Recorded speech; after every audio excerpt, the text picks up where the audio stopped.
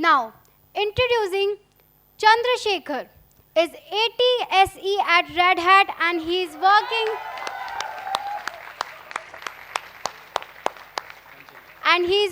on OpenShift. So he will take us to the world of OpenShift and its game-changing potentials in the IT industry. He is our intern of summer batch 2019. Since then, he has been working with Linux World, not as a student, not as an intern, but as a family. He is also RSCSA, RSCE certified. He is present as a core team member in each and every event that Linux World organizes. Also, he was awarded in square root of pi. So let's welcome Chandrasekhar Sharma to give us insights about OpenShift, redefining containerized possibilities. Can we have a huge round of applause for Chandrasekhar Sharma, hashtag Ghar Ka Ladka. Hi everyone. So first of all, currently I'm representing as a summer intern. Okay, not as a Red Hatter, not as a ATSE. First of all, I would like to thank all the technical volunteers. The technical volunteers who made this program you can say possible, and also the technical volunteers who were seniors to me in 2019, because वही लोग थे जिन्होंने हमें उस time पे guidance दी कि हम आज इस स्टेज पे हूँ मैं, and you won't believe me but 2019 में उस सीट पे बैठ के मैं वहाँ पे पढ़ता था भाई, सर से पढ़ा हूँ, एंड मेरे लिए like if you ask me like all the seniors are like gods, because उन्होंने अपना टाइम दिया and they never asked for anything.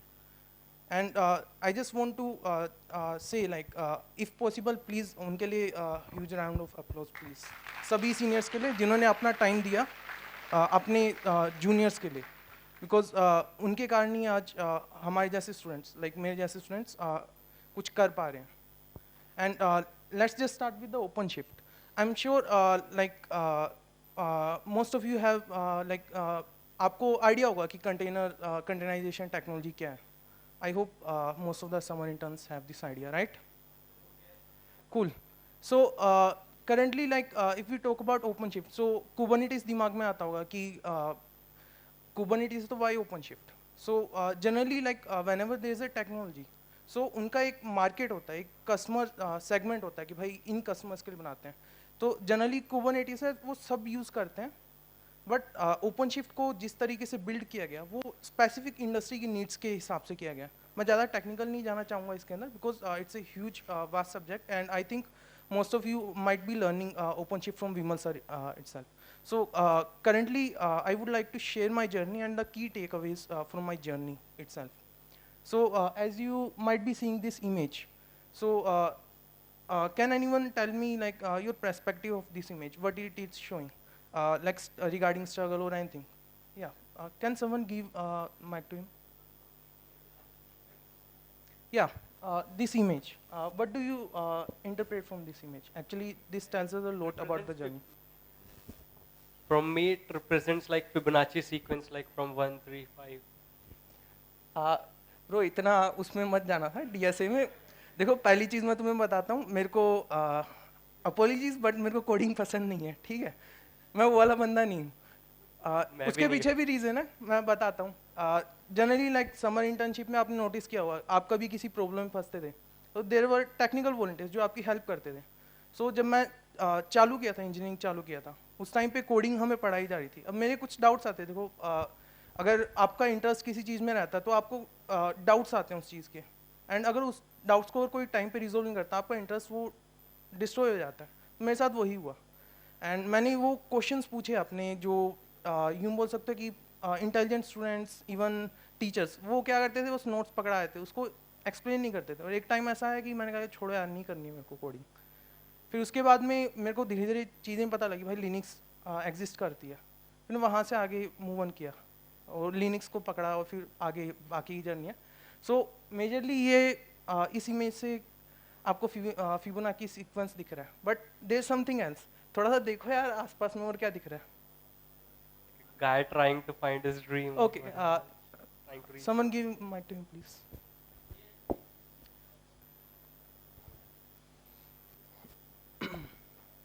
Sir, it represents two things. first one, for the success, we have a lots of obstacle in our path. These rains and all the shadow are the obstacles for the final destination. And second, these also act as the problems.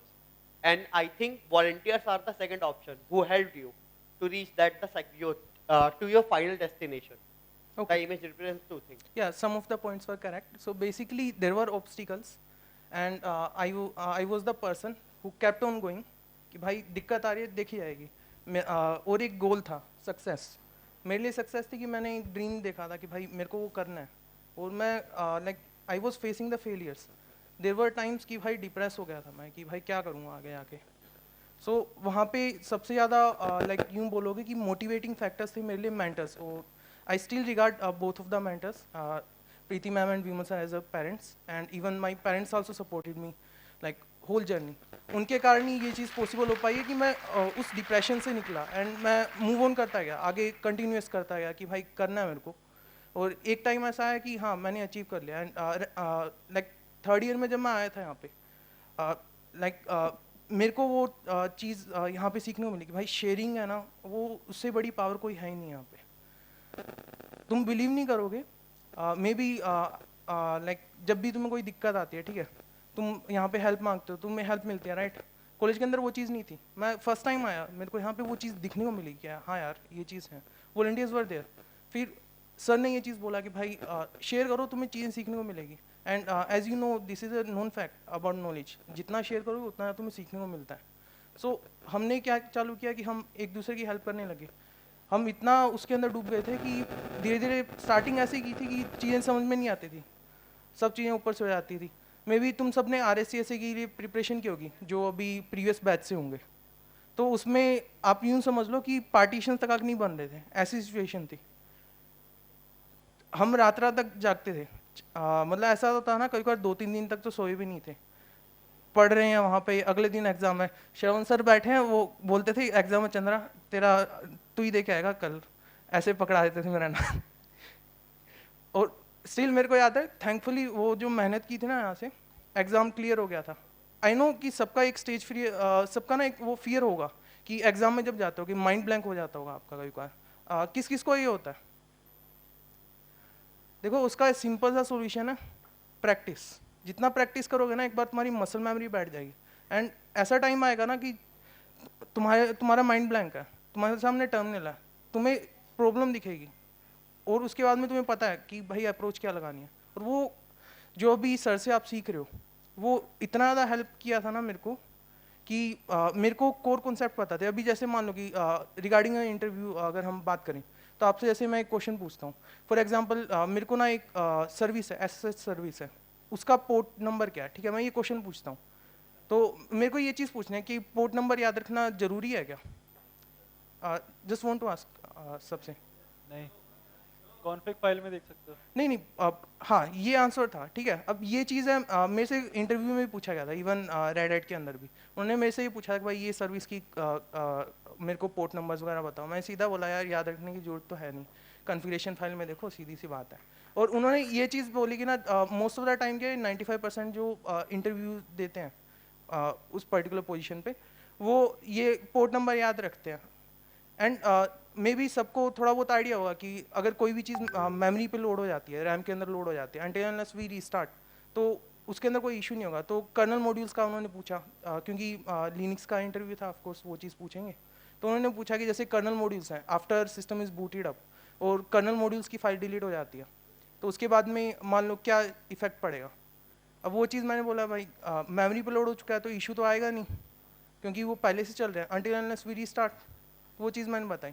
Still ये one of the thing थी कि उन्होंने बोला कि जो book रटते हैं ना, वो ये चीज़ नहीं समझ पाते, वही सोचते हैं कि सिस्टम करप्ट हो जाएगा, बिकॉज उनके कॉन्सेप्ट क्लियर नहीं थे. और यहाँ पे बेसिक्स आते हैं. और कभी भी just in interview I have notice, like ये मैंने सजेशन जिन को भी दिया, at least most of the interviews जहाँ पे भी उनको इशू आया वो क्लियर कर पाए हैं. ये मैंने नोटिस किया. Like previously before joining red hat I was also like helping the students, like उनको इंटरव्यू की प्रिपरेशन कैसी करनी चाहिए. तो उसमें मैंने ये चीज़ नोटिस की थी और मैंने एनालाइज भी किया था कि किस तरीके से आप कर सकते हो. तो जैसे आपको कुछ क्वेश्चन है फॉर एग्जाम्पल जिसका आपको आंसर नहीं पता, लेकिन आपको पता है कि आप उसको आंसर कैसे डिराइव कर सकते हो. So it's better to tell the approach, और अप्रोच यहाँ पे मैटर करते हैं, बिकॉज जो इंटरव्यूअर होगा वो आपको देखेगा कि आपका जो माइंडसेट है ना वो ऐसा है कि आप आंसर लेके आओगे, और वो चीज़ वो प्रेफर करते हैं। ये चीज़ मैंने काफ़ी ज़्यादा नोटिस किया।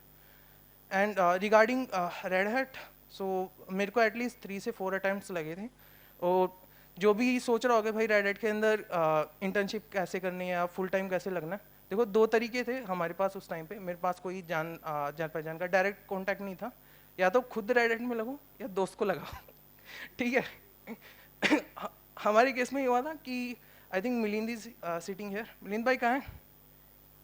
हाँ, तो ये बंदा हमारा ये गया था इंटरव्यू देने, ठीक है। इसका वो मतलब हम सब ने मिलके अप्लाई किया था, इसकी इंटरव्यू की अपॉर्चुनिटी लगी थी, ये गया इंटरव्यू देने। इसको बोल रखा था इंटरव्यू क्लियर होते ही बोल देना वहाँ पे कि हमारे 2 बंदे और बैठे इसने इंटरव्यू दिया, बढ़िया खतरनाक दिया, और जो हायरिंग मैनेजर था उसको बोला हमारे और बंदे बैठे हैं, आप बोलो तो रेज्यूमे शेयर कर देते हैं। उस टाइम पे मेरा आई थिंक 4th ईयर चल रहा था, तो प्रियांशु था वन ऑफ माई फ्रेंड, भाई जैसा फ्रेंड है, तो उसको इंटरव्यू अपॉर्चुनिटी यहाँ से ऐसे मिल गई। ये रेफरल था हमारा एक डिफरेंट वे से, तो उसका भी इंटरव्यू क्लियर। अब मेरे साथ ये हुआ कि मैं उस टाइम पे ग्रेजुएट नहीं था, जनरली उस टाइम पे क्या वो ग्रेजुएट ट्रेनिंग्स ले रहे थे, सो मेरे को अपॉर्चुनिटी नहीं मिली। फर्स्ट टाइम मैं यहाँ पे फेल हुआ। मैं मोटिवेट इसलिए था क्योंकि मेरे को पता था कि अभी कोई दिक्कत नहीं है, बाद में ग्रेजुएट होके कर लेंगे। तो फिर मैंने स्किल्स बिल्डअप की, और मैं शेयरिंग करता गया। मैंने कहा कि स्किल्स बिल्ड करने का सबसे बेस्ट तरीका ये है कि जैसे शेयरिंग करना, तो one of the best opportunity ये थी कि मेरे को अपॉर्चुनिटी मिली कि टेक्निकल वॉलंटियर बनना। सो मैंने स्टार्ट किया सबको हेल्प करना, एंड वहाँ से मेरे को काफ़ी सारी चीज़ें पता लगी, ऐसे ऐसे इश्यूज़ पता लगे जो भाई सोचे नहीं थे भाई ये आते हैं। पहली बार बायोस पे जाके हाथ मारा था भाई वर्चुअलाइजेशन कैसे इनेबल करते हैं। उससे पहले ऐसे लगता था बायोस को हाथ लगाऊंगा ना तो सिस्टम डाउन हो जाएगा, करप्ट हो जाएगा, लेकिन वहाँ से भी वो चीज़ पता लगी। और मैक के अंदर अब मेरे को बताओ M2 के अंदर किसी को आता है कि रेल को VM पे कैसे चलाना है, वर्चुअल बॉक्स पे ऐसा कुछ। फाइनली ढूंढ के सॉल्यूशन निकाल के दिया था कि भाई ऐसे चलाते हैं, और ये इशू लेटेस्ट वर्जन पे आ रहा था। तो ये जो स्किल मैंने यहाँ पे डेवलप की, ट्रबल शूटिंग की, किस तरीके से चीज़ें देखते हैं, और ये काफ़ी ज़्यादा हेल्प की है मेरे को इंटरव्यू क्लियर करने में। अब रिगार्डिंग जैसे बात करते हैं कि अगर आपको इंटर्नशिप करनी है रेड हैट के अंदर या जॉब करनी है, तो आपको कोई भी जॉब दिखे, नॉट जस्ट रेड हैट, कोई भी जॉब दिखे, उसका JD पढ़ो। एटलीस्ट अगर आपका 70% स्किल है ना उस JD की, और आपके पास सर्टिफिकेशन है, और आपके पास कुछ ऐसा यूनिक है जो आपको हाईलाइट कर सकता है, अप्लाई कर दो। क्योंकि 30% तो वो यही सोच के चलते हैं कि भाई ट्रेन कर देंगे उसको, एटलीस्ट 70% आपका क्लियर होना चाहिए। तो मेरे पास जो सेकंड अपॉर्चुनिटी थी वो कुछ टाइम बाद में आई, एटलीस्ट 1 ईयर के बाद में। प्रियांश का जिसको मैंने बताया था, तो उसने मेरे को बोला सुबह के मतलब अराउंड 11 मतलब आई थिंक 1 AM के आसपास। तो मेरी आदत ये हो गई थी कि मैं सोता नहीं था, अराउंड 3 या 4 घंटे की नींद लेता था। मैं पढ़ेंगे दबा के पढ़ेंगे, रेडिट में निकालना है। तो उसने कहा अपॉर्चुनिटी आई, उसने अप्लाई कर दिया कि भाई ये ले रेफरल दे, ईमेल भेज, रेज्यूमे भेज। मैंने अप्लाई कर दिया, और फिर मैं जब उठा वहाँ से सुबह मेरे को मेल आया कि भाई ठीक है आगे इंटरव्यू शेड्यूल हो गया। कॉल आया मेरे को, मैंने अप्लाई किया, और वो TSE की पोजीशन थी उस टाइम पे। एंड ATSE और TSE के अंदर काफ़ी ज़्यादा डिफरेंस है टेक्निकल स्किल सेट के अंदर। एंड बिलीव मी, जब मैं इंटरव्यू देने गया, इंटरव्यू ये हुआ कि उन्होंने मेरे से क्वेश्चन पूछे, I think Kaushal Raj sir थे, तो उन्होंने क्वेश्चन पूछे। अभी वो रेडिट में जॉब नहीं करे, उन्होंने लीव कर दिया। तो उन्होंने क्वेश्चंस पूछे, और वो सब बेसिक्स थे। मैंने सब बेसिक्स का आंसर दिया, बिल्कुल हर एक अप्रोच वाइज। कुछ कुछ चीज़ें उन्होंने ऐसी पूछी जिनका मेरे को आंसर नहीं पता, लेकिन मैंने अप्रोच वाइज आंसर दिया, and he was impressed, and at least अच्छा खासा एक्सपीरियंस था। सो आई क्लियर TSE इंटरव्यू, मतलब मैंने टेक्निकल राउंड क्लियर कर दिया था। मैनेजमेंट राउंड नहीं हो पाया था क्योंकि मेरे पास रिजल्ट ही नहीं आया था, मैं सोचा नहीं हुआ। और उस टाइम पे आई थिंक हायरिंग भी क्लोज हो गई थी, और उसके बाद में मेरा हायरिंग क्लोज होने के बाद में नेक्स्ट राउंड का पता लगता है, तो ऑब्वियसली नहीं होना था। फिर finally third attempt, I think most of you heard about init, right? So init के अंदर अपॉर्चुनिटी आई थी इंटर्नशिप की, और ये जस्ट 1 ईयर बैक की बात है, ज़्यादा टाइम नहीं हुआ, आई थिंक 9 या 8 मंथ्स पहले की बात है। सो उस टाइम पे आई थी, and I was sitting in LW office. मैं उस टाइम पे LW में इंटर्नशिप कर रहा था, मेरे को आई थिंक 3 ईयर से ऊपर हो गए थे अपनी यहाँ इंटर्नशिप करते हुए, और मैं हेल्प कर रहा था स्टूडेंट्स को as a technical volunteer, team को जहाँ पे भी सपोर्ट कर सकता हूँ। And most of you might know me due to Red Hat exam. So I was also there to guide you out कि भाई अगर कोई अर्थ 1 से है अर्थ 2 से है तो उसको आइडिया होगा. तो वहाँ पे मैं वो चीज़ हेल्प करा तो मेरे को इतना आइडिया हो गया था भाई, एनालाइज कर लिया था मेरे को Red Hat को क्रैक करना तो क्या क्या क्या जुगाड़ लगाने पड़ेंगे. सो वो सब चीज़ें मैंने लिख के रख ली थी और मेरे को अच्छा खासा आइडिया हुआ था क्या प्रोसेस होता है. सो बेसिकली यही था कि अगर आपको ऐसे कोई भी जॉब चाहिए, कोई भी एक कंपनी में जाना है, सो पर्टिकुलरली उस कंपनी को ना रिसर्च करो थोड़ा अच्छा खासा, देखो आपको कौन सी प्रोफाइल में जाना है, उस प्रोफाइल के अंदर जो बंदा काम करता है ना उससे थोड़ा बात करो, देखो क्या स्किल सेट रिक्वायर्ड होती है, और जब वो स्किल सेट आप कवर कर लोगे तो उससे आप रेफर ले सकते हो और वो आपको ईजिली जॉब क्लियर करने में या जॉब को अचीव करने में हेल्प करेगा. ये वन ऑफ द थिंग्स थी. Also I think most of you like any of you have any idea about freelancing. Job के अलावा एक चीज़ हो रहा है फ्रीलांसिंग, वो भी आप कर सकते हो अगर आप साइड बाय साइड अगर लाइक फर्स्ट ईयर में हो या सेकंड ईयर में अभी जॉब नहीं करना चाह रहे हो या लेकिन अर्निंग का सोर्स चाहिए. Guys one last thing, I am also completing my particular speak. So basically कुछ की टेक अवेज हैं मेरे लिए, मैंने जो लिए हैं LW से एंड जो भी मैंने अब तक सीखा है and even after working with Red Hat. So be honest and be right, like share करो जो भी आप सीख रहे हो. एंड वन लास्ट रिक्वेस्ट, भाई अगर आपको कोई जूनियर है ना जिसको हेल्प की ज़रूरत है, जिसको समझ नहीं आ रही चीज़ें, उसको गाइड करो, क्योंकि because you are the only person who can like change life of someone. भाई लाइक ये चीज़ मैंने की थी and there was one junior of mine and like जिन जिन को मैंने किया एटलीस्ट आई एम हैप्पी कि उनकी मैंने लाइफ चेंज कर पाया हूँ. I made sure of that. So thank you everyone.